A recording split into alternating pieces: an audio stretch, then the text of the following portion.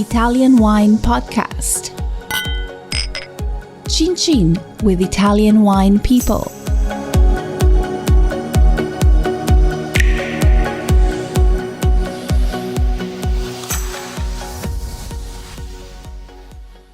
Hello, this is the Italian Wine Podcast. My name is Monty Waldin. My guest today is Matthias Oertel from Tenuta del Fontino. Matthias, did I get your name correct? I don't think I did I? I'm afraid. No, it's right. You told it true. It's Matthias Oertel. There we go. Okay, so just tell us, where is Tenuta del Fontino in Tuscany, and what is your contribution to the estate? Are you the owner, or are you the manager? What do you do? So the Fontino, the biodynamic wine farm Tenuta del Fontino, is located in the Maremma area, municipality of Massa Marittima, which is a really pretty, small medieval village situated in the midst of a unique Mediterranean maquis, and also kind of characterized by the mineral air due to its immediate vicinity to the Mediterranean Sea. My function, my role in this estate is I'm a estate manager. I'm managing also the hospitality part, but also the winery part, because the Tenuta del Fontino is the estate which extends over more than 700 acres, has now been running by the Buncha family. So it's a family-owned business for over 25 years. And today it's co-managed by the second and third generation. Okay, Matthias, how did you find the estate? I mean, are you from Italy, or did you study winemaking or administration? How did you get there?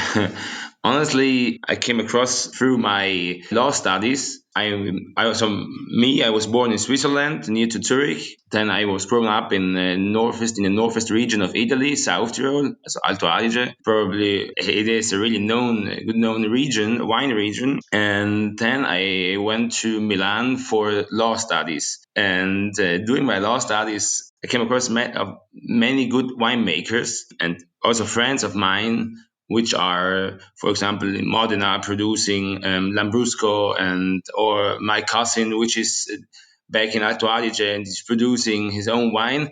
So I started having a certain passion for it, and I got interested because I hadn't any know-how for it. And so after my law degree in 2020, I got this chance to involve myself and to develop myself within this new reality here in Tuscany, in the Maremma, and I took it. And now I'm quite learning a lot, but my passion is increasing nowadays, and I'm happy to be here. Probably really an unusual career. Yeah, your backstory is very interesting. From going to study something academic to end up being a vineyard and a winery manager. So, the Fontino estate is quite large, 700 hectares, I think, 20 hectares of vineyard. Tell us a little bit about the vineyards and also the way that you manage them. You mentioned biodynamics. Was that your idea, or was it the owner's idea? It still has been always the owner's idea. To be quite honest, when the winery started in 2010, Heidi Buncher, she believed in this organic and biodynamic farming. The problem and is still this problem, that there weren't any good enologists which could offer the necessary know-how for the practices and so on. Now, I'm speaking about nowadays. We are, since 4 years, we are in this biodynamic process, and our enologists, Andrea and Eva, they're really, really good in it. And probably the enologists have convinced the Puncha family to start doing so, to start this kind of farming, of winery. And so we are working mainly with these biodynamic preparations, for example, such as 500, 501, and 502. I don't know, nobody, if maybe the audience doesn't know what we are talking about. So, for example, the 500, this is a horn manure, which for us is really important because it stimulates the microbial activities, so deep root growth, and even promotes the formation of humus, which is really important for us. Then after 500, we using our 502, the Achillea, it's called in Italy. It's rich it's yarrow, and this one is rich in sulfur and potassium, and has in fact a particular ability to regulate the sulfur and potassium process. For our soil, this is much important. I think this is a way of farming of winery which is really satisfying. You can also see the results, and therefore, yeah, it was a quite good decision. Okay, so you mentioned the effect, from your view, about the effect of biodynamics on the taste of the wine. Can you say exactly what changed in the wines? Was it the perception of the acidity? Was it the clarity of the flavors and aromas? How would you describe the differences in wine now, pre-biodynamic and post-biodynamic? I would say these are more honest right now. These are willing to this process. The wines are more fresher than before.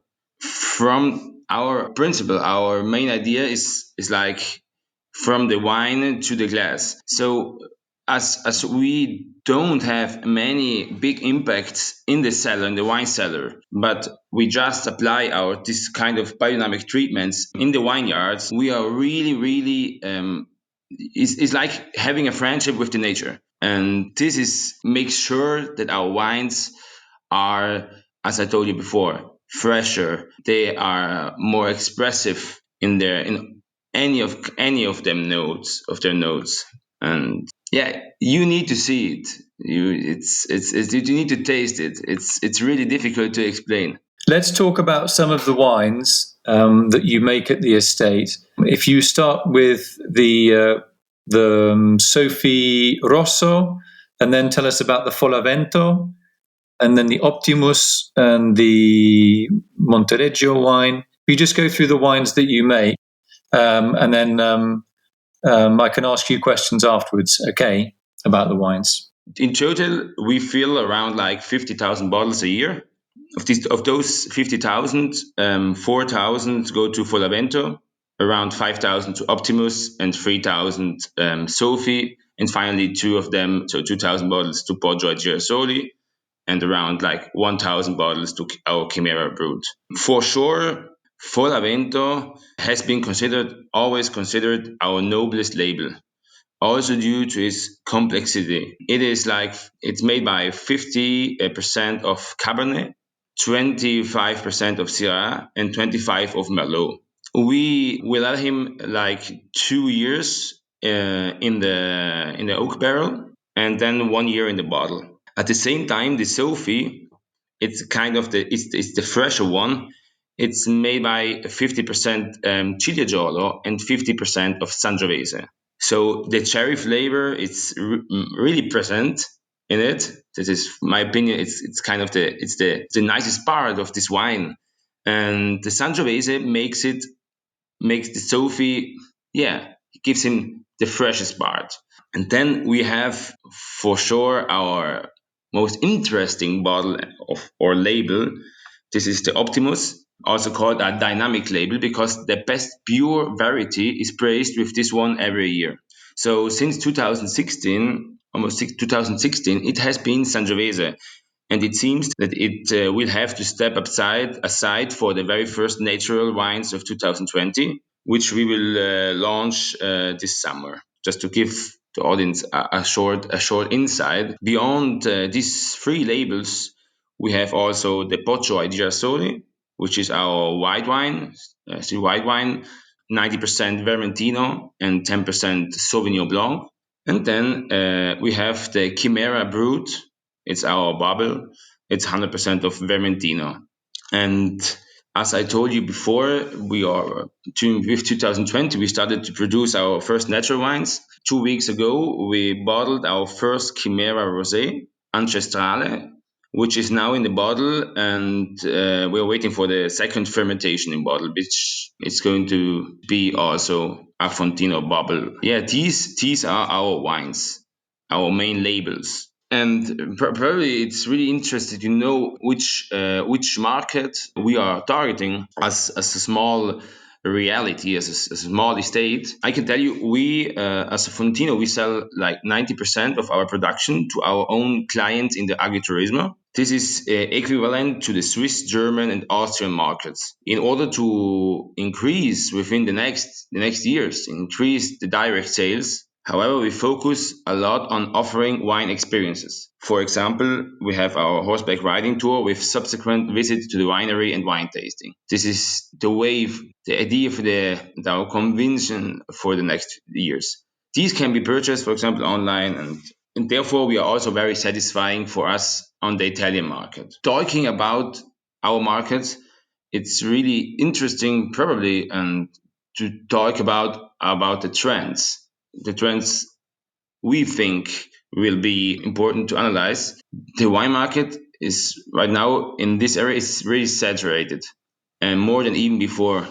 And I think due to a huge know-how in this industry, a far advanced technology, and also resulting competition, high quality wines are no longer rare, and many small as well as medium-sized wineries here in this region have to become more innovative.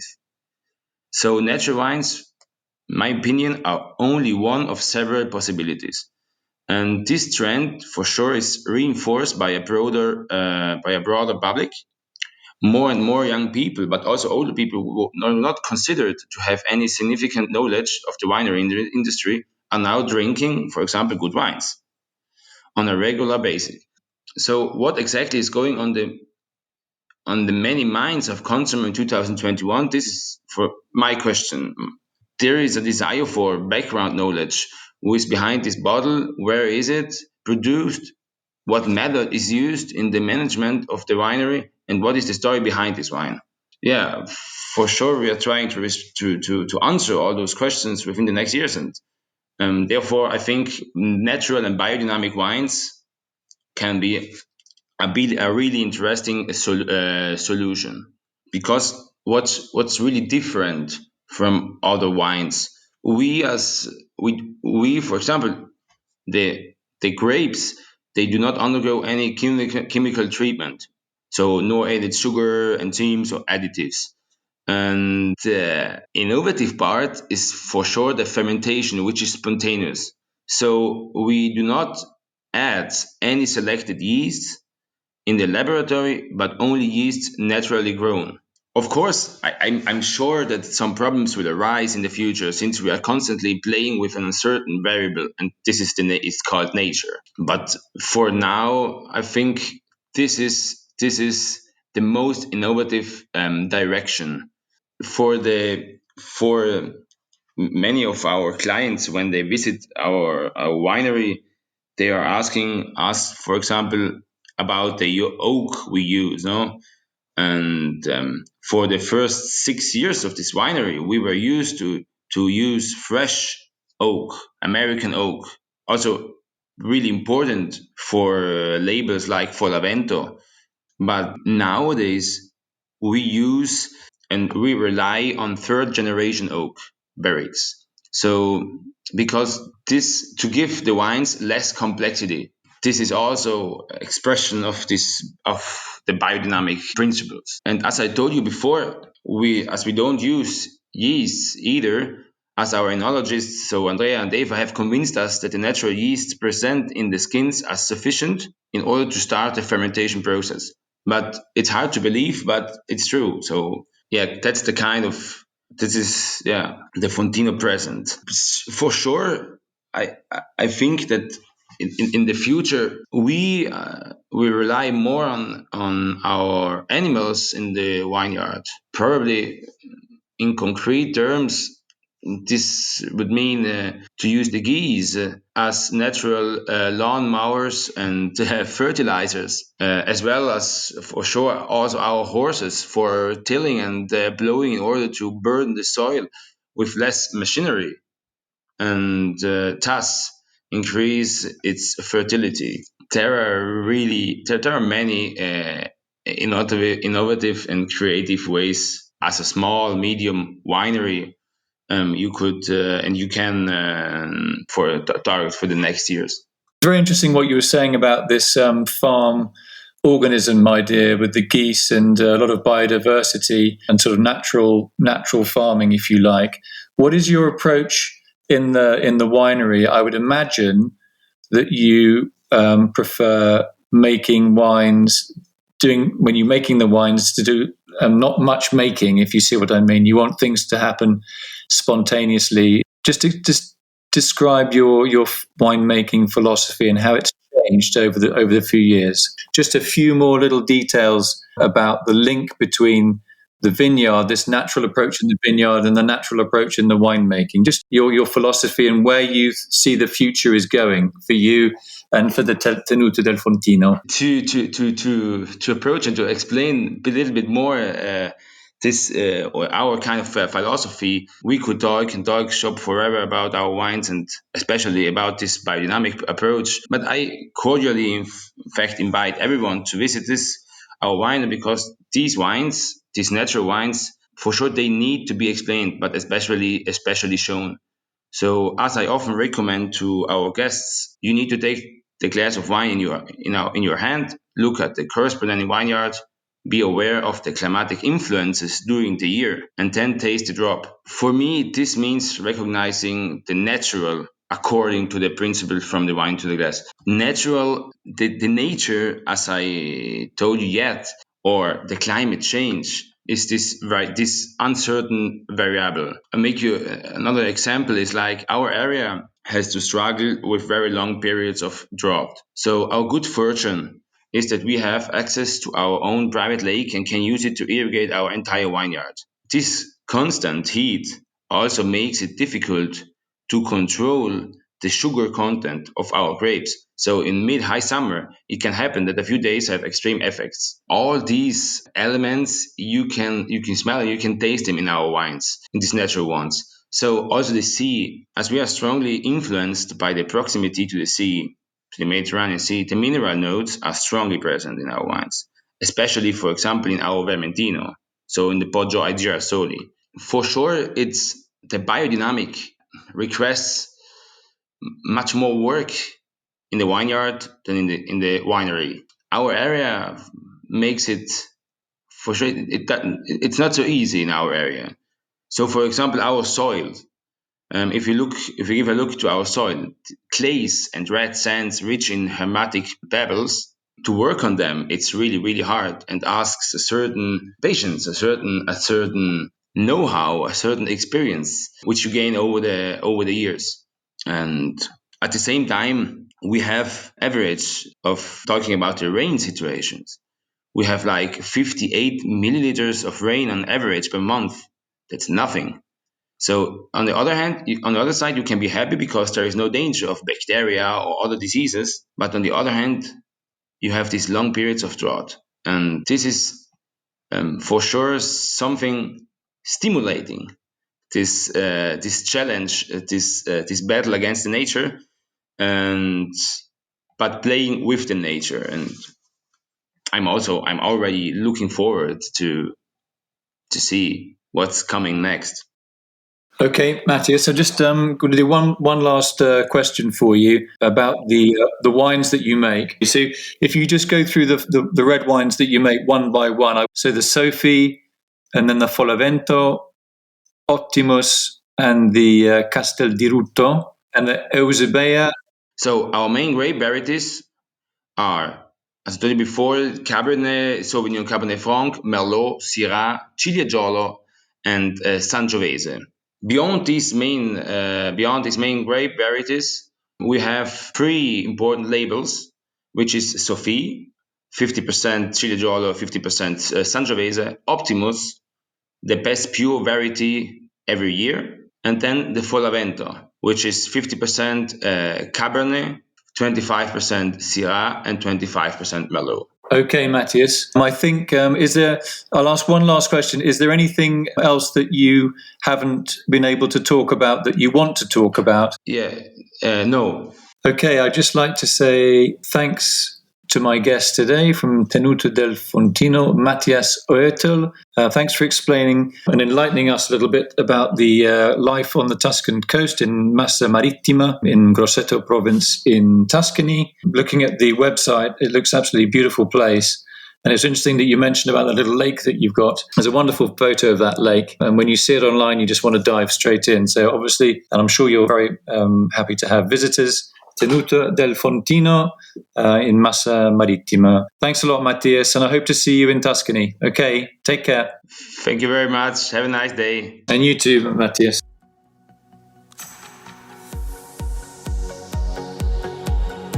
Listen to the Italian Wine Podcast wherever you get your podcasts. We're on SoundCloud, Apple Podcasts, Himalaya FM, and more. Don't forget to subscribe and rate the show. If you enjoy listening, please consider donating through ItalianWinePodcast.com. Any amount helps cover equipment, production, and publication costs. Until next time, cin cin.